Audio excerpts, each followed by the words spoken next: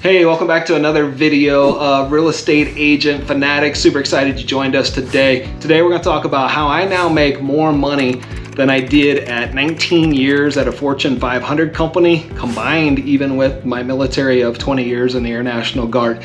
So before we begin, go ahead and click the subscription button below, click the notification bell so you'll be notified of any future content. So here we go, right? At the end of my days at IBM, I was first line manager and I worked there 19 years. I went from a printer technician servicing copier machines in Denver, Colorado, to education, training, sales training, kind of the HR department. Went to college during that time, got my degree, which gave me the first line manager type opportunity. So I managed people at IBM and I was making out with about $60,000 or $65,000 a year. Yeah, it was about 10 years ago, so obviously there's been some price increases and things like that, but at the time that was pretty good money. $65,000 wasn't great money, it wasn't life-changing money, it was decent money. I will tell you, my first year in real estate, I don't have a success story. I didn't make $65,000 even in real estate my first year. I think it took me 9 months to get my first deal, which is always crazy, and I've talked about that in past videos. However, it was like a rocket ship after those 9 months. So I don't have the numbers exactly in front of me, but I want to say I probably pulled six figures. I think we did 24 or 32 deals our first year. That was 10 years ago, forgive me, but that's probably 150, 160,000 in profit in our second year.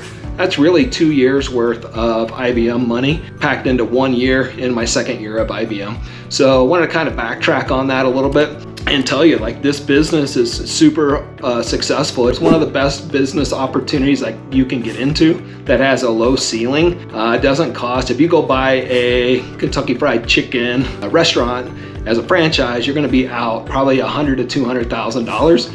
And it's going to take you 6 to 7 years to probably pay that back and be able to be profitable. You can be pretty profitable in this business quickly, I would say within your first year. I've talked about on previous videos, you know, I'd ideally give you 6 months of reserves just in case, and I think that's a good number. However, you know, you can pretty well bank on if you're successful, and I'm talking like this is the 10% that do 90% of the business. This is not your part-timers. This is not your, you know, just kind of casual, kind of do it for my friends and family. This isn't really just the investors that might buy 2 or 3 properties because they're not necessarily in it to make a bunch of money. That route, they're getting it through equity and through flips and stuff like that. So this is really for the full-time, everybody that's in that early stages of their licensing that are really like, hey, I'm gonna make $1 million.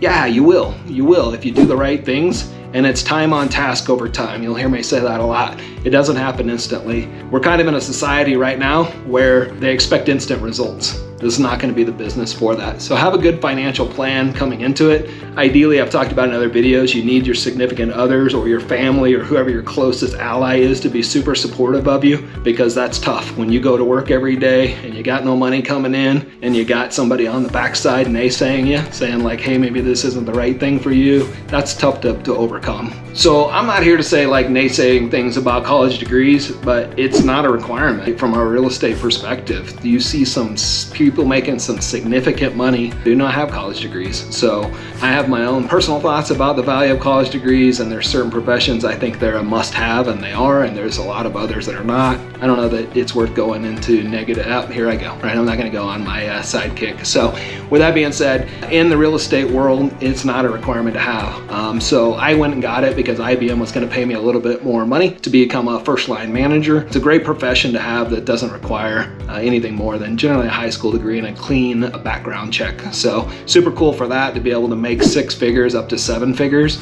and not be required to go get a college degree. So what I've always been a big believer in is not having a ceiling perhaps of what somebody's willing to pay me, yet having an opportunity to make as much money as I want based on the efforts that I want to put into the business. So I think like there's a lot of sports that are team related, and if the team collectively together puts the effort in to win the goal, that's exactly what happens. They win the championship. I believe that's true in real estate too. If you collectively put a team together and you all have an unlimited thinking type of mindset, you can win at the highest of levels. I believe that's even true, and I've talked about that in past videos of everybody needs a team. It may look differently. It may be a single agent with a TC and you know, a social media manager, but that collectively is a team. Obviously, we run a real estate team, so I look at it more through that lens of together we can do more accountability with each other, systems, processes, all those kind of things. Anyways, I really like this opportunity because I know how hard of a worker I am. I know kind of how my mind works, and I'm kind of a big thinker. So for me, it's super exciting to be able to wake up every day and have a new idea that can potentially make us some opportunities for not only myself, but the organization. And it can drive my employees a little bit crazy, shall we say, because I'm always thinking like big and crazy stuff. Yet I think it's really cool. I didn't have those chances in the corporate world because they already had their minds made on, here's the strategy, you're going to kind of follow through with our strategy. All right, so the final thing I want to kind of conclude with is it can all be gone in an instant. So that's the tough part, right? Small businesses, markets change. Gosh darn, man, COVID hit in 2020, right? None of us knew what the crap was going to happen. We thought maybe all of our businesses were going to be shut down. So one of the things that we talk about is risk, right? It's a huge risk to get into the small business world. So, you know, there's things that you don't control that can happen that can really steer your business in the wrong direction. It could be a lawsuit. Shoot, COVID hit in 2020. Obviously, there was certain qualifications from the government that said whether you were a mandatory type worker or not a mandatory worker. I forget the exact wording that they used, but some of us weren't. Like, you look at California, they went months and months and months without being able to work their real estate because of government regulations and fear and, you know, just trying to fix things in California the best that they knew how to do. You get into Alabama, they didn't shut anything down, right? It was a free-for-all.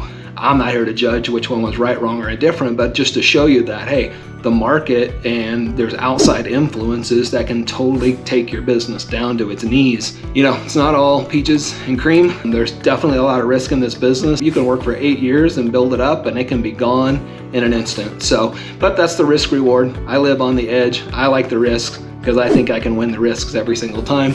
So I'm happy to do that. So thanks for watching the video today. We're gonna get back to, you know, having you subscribe to the button. You click on the button below, click on the notification bell below. Leave us any comments down below if you feel like you learned something from this, or if you have any challenges to our videos. You can also reach out to me for anything, private consultations. Doesn't have to be EXP.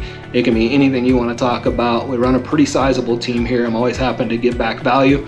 You can reach me at calendly.com/Mike Nelson IG. Until the next video, thanks, have a good one.